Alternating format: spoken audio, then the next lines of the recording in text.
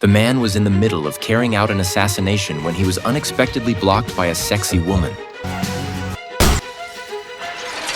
By the time he pulled the trigger again, the curtains on the opposite side had already been drawn. With no shot to take, Mike quickly packed up his rifle and ammunition, hopped on his motorcycle, and made a fast escape. Just moments after Mike left, police cars arrived at the scene, but he showed no sign of panic. Calm and methodical, he disposed of his tools in different parts of the city before riding away. He checked into a small motel, where he used the bathroom to thoroughly wash the gunpowder residue off his body. He then shaved his beard, changed into clean clothes, and took a taxi out of there, and went inside to buy a ticket. However, a police dog at the security checkpoint made him stop in his tracks. He immediately turned and headed for the restroom, washing himself again. To avoid inspection by the dog, Mike then went through the VIP channel, using money to remove any concerns about being searched. Right after that, he entered a restroom in the departure lounge and reported to his superior that the mission had failed. Is that what you suggest I inform the client? It happened.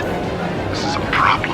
Hearing his superior go on and on, Mike abruptly hung up the call. He pulled out the SIM card, then pushed the phone under his foot to prevent anyone from tracking him. After boarding the plane, Mike stayed on high alert the entire flight, worried that enemies might try to ambush him. A man in a suit who kept looking around caught his attention. After landing, the two ran into each other again at the exit. Putting safety first, Mike decided to stay overnight. That evening, a staff member came to deliver dinner. Mike watched through the peephole, and only after confirming there was no danger did he let the person inside. After the staff member left, he rigged a makeshift security system at the door to guard against intruders.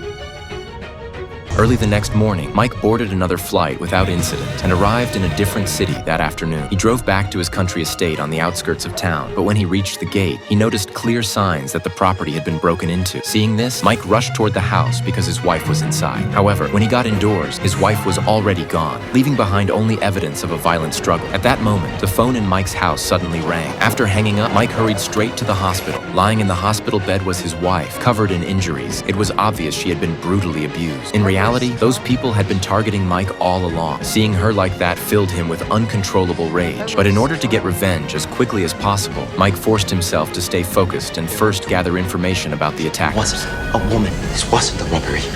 She told me that she takes time. After listening to his brother-in-law's description and spending time with his wife, Mike returned to the estate. He dug up his hidden weapons, packed his gear, and set out once again. He went to a taxi company to look for a green cab. That very night, he arrived at the rental office and identified the taxi that had been near the scene when his wife was attacked, along with the driver who had been behind the wheel. Now, all that remained was to catch him. Only then could he learn more about the real killers.